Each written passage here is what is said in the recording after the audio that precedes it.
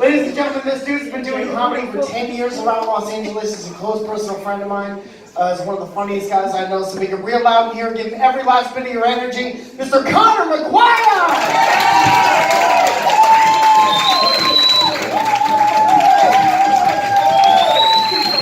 One more time for Mike Falzone, everybody! This is, I don't know if you guys know this, but this is beneath Mike Falzone. He's too good for this, so give it up for him for even being here right now.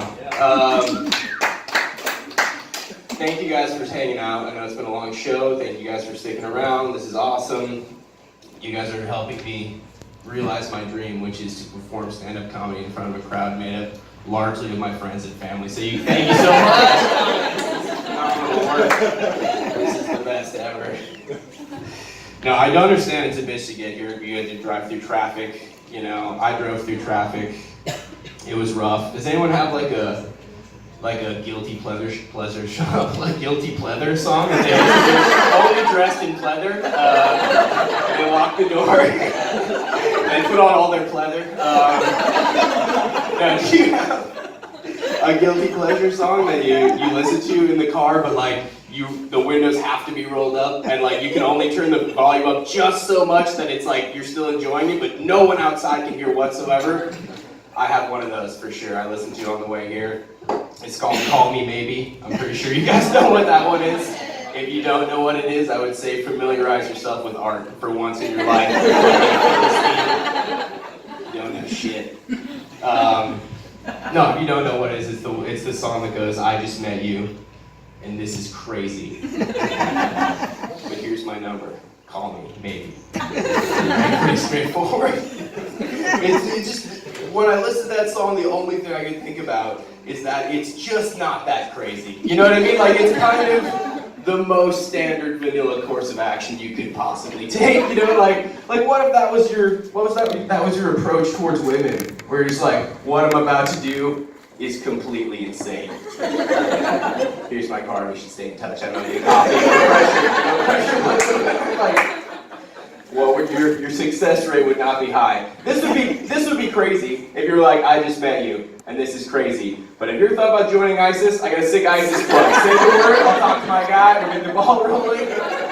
Or I just met you, and this is crazy. But you need both your kidneys, because I'm kind of in a jam. You know what? Not bad. Let's back up. Let's start here. What's your blood type? How about that? The only thing crazy in the song is that she says, call me. You're like, Carly Rae Jepsen, what year do you think it is? Like, no one has called anyone in over a decade. Like, it just... She's Canadian.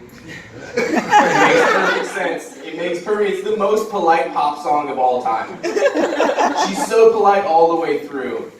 It's like, if it was an American pop song, it would not be called Call Me Baby, it'd be called You're Welcome for Fucking Me. And it would go, I just fucked you, you're welcome, I'm not giving you my number, follow me on Instagram, how about that? That reaches you.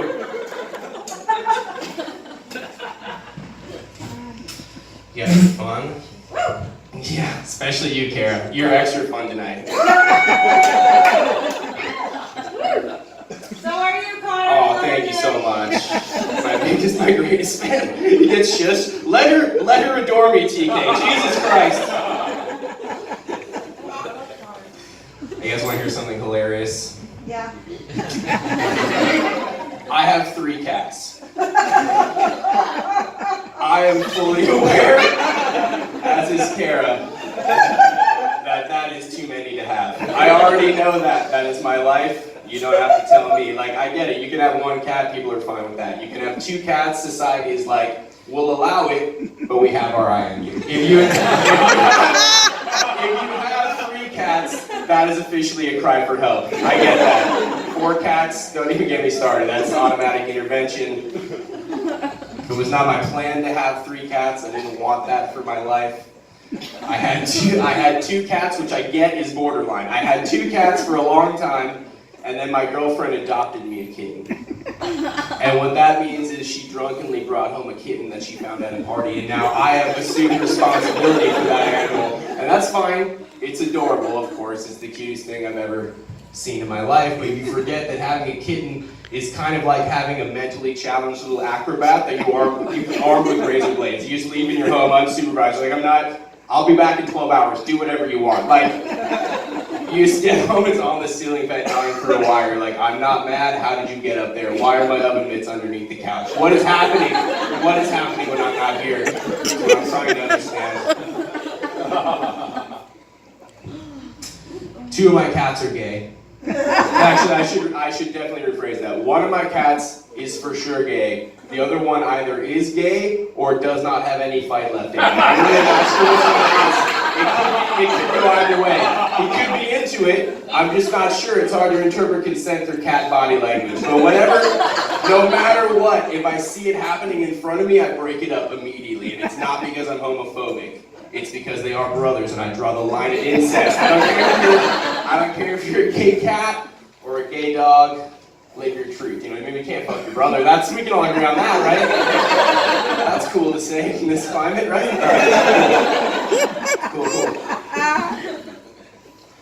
I lied to my therapist about how many cats I have.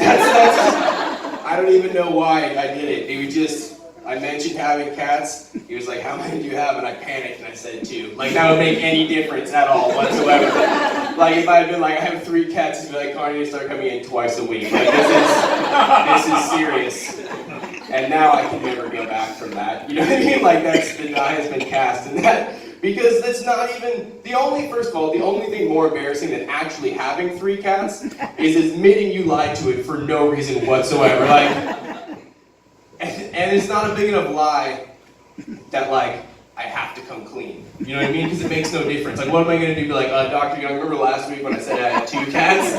Well, the truth is I have 3, and he's going to rip off the paper. It's like, that's 6 months of work down the drain. You like wasting people's time, Conor? Is that funny for you, Mr. Comedian? It's going to be like, that makes absolutely no difference in how I'm going to treat you, but it's clearly something you're deeply ashamed of. So maybe we should focus on that. Really dig deep into that. But the best part about the whole interaction was that after I lied, panicked, I said I only have 2 cats. He goes, I actually have 4 cats. And I was like, well, then I guess I need a new therapist. I don't know if that's wrong, but I'm not comfortable with you having more cats than me. That's just, I feel like in med school they should tell you that at some point. Never admit to the patient how many cats you have, because absolutely no one takes advice from someone with more cats than them. That's just a universal truth. That's day 1, textbook. My girlfriend likes that I'm easygoing. Like, because we don't fight about, like, dumb little stuff, She'll say things like, I love that we're always on the same page. It is not that we're always on the same page. It's that I'm dead on the inside. You know what I mean? Like, she'll be like, hey, where do you want to go for dinner? And I'll be like, I truly wish I had the capacity to care where we went for dinner. Like, to be honest with you, I wish I had the capacity to care about anything. But you want to go see Happy Death Day 2? Let's go. I'll fucking, maybe for the next 90 minutes, I'll forget that I pay a lot of money for a gay guy with 4 cats to tell me how to live a better life. Does that make sense to you? Doesn't make sense to me. How does any of this make sense? Why do I get out of bed every day? I don't know. Life is a tidal wave of crushing disappointment that ends, if you're very, very lucky, with a quick and painless death. So you know what? We can do whatever you want tonight, because I don't really give a shit. And she's like, so islands then? You want to go islands? It's cool. I like the cheesy fries at islands, so that's what I'm going to go with. Yeah, I'm not super in touch with my emotions.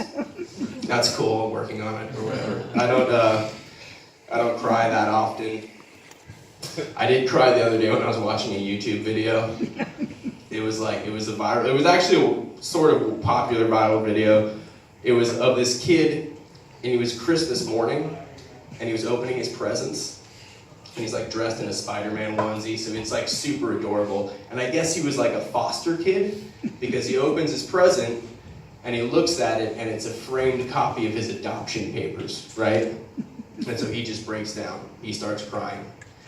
And then that's when I start tearing up.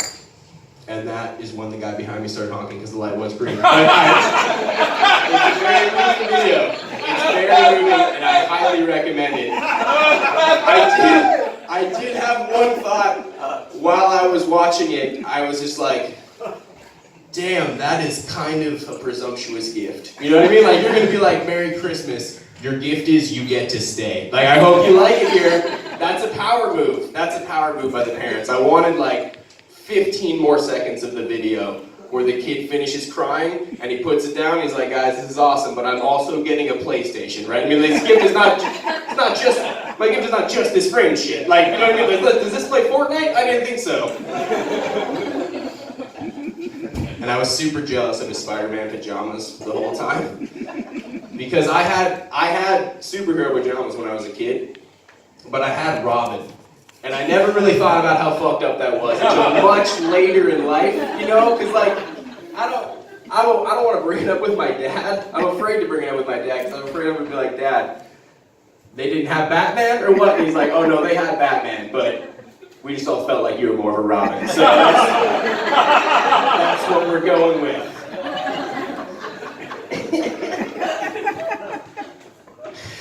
Oh, you guys are fun.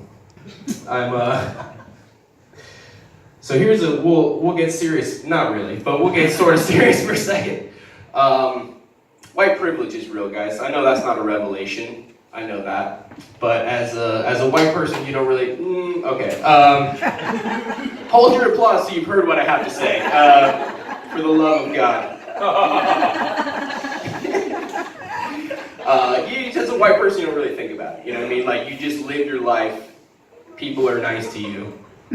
And you don't realize that is white privilege. You know what I mean? Like, I can go to Starbucks. I don't have to buy anything. I can use the restroom 100 times. No one's calling the cops on me. I can get Airbnb in any neighborhood.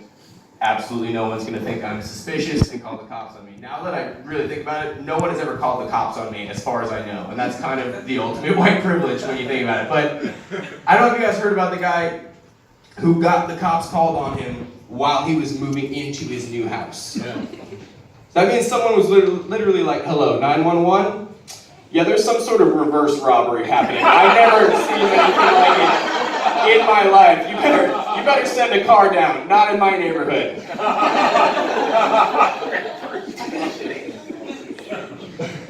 But now I have like a concrete example of something I can point to about how white privilege has affected my life. And it happened a few months ago. And I was driving home, and it was in rush, it's like the tail end of rush hour. So I've been in the car a while, right? And I've been known to make a car ride a little bit more interesting by packing a bowl and, I don't know, turning on some Carly Rae Jepsen or whatever. I have good taste in music, it's not important. Carly Rae Jepsen, Green Day, Drake, whatever, it doesn't matter. We're not here to discuss my taste in music. Anyway, the point is, I'm almost home at this point, right? And I'm like, whatever, like, the traffic is really bad. It feels like it's getting worse. And I'm like, who cares, whatever. I got this bowl packed, I got Call Me Maybe blasting, but not too loud. And all is right in the world. And I'm like, what is going on up here in front of me? And I realize they have a lane shut down. Why do they have a lane shut down? It's not construction, it's a goddamn DUI checkpoint that I've been in line for the past like 5 minutes, and I was too high to realize, right? So now it is too late. Like, there is nothing I can do at this point. Like, I'm going through this no matter what. And I'm like, oh shit. So windows down, AC going, Febreze. I'm like, I gotta fucking air this out. Like, holy shit, the cop's gonna get a contact high. What is gonna happen? I'm freaking out in the front seat. I'm having a panic attack. I get to the front. It is my turn. The cop just waves me through. He's just like, there you go. Go right through. I was the only one stupid enough to actually be abusing substances while in line for the DUI checkpoint.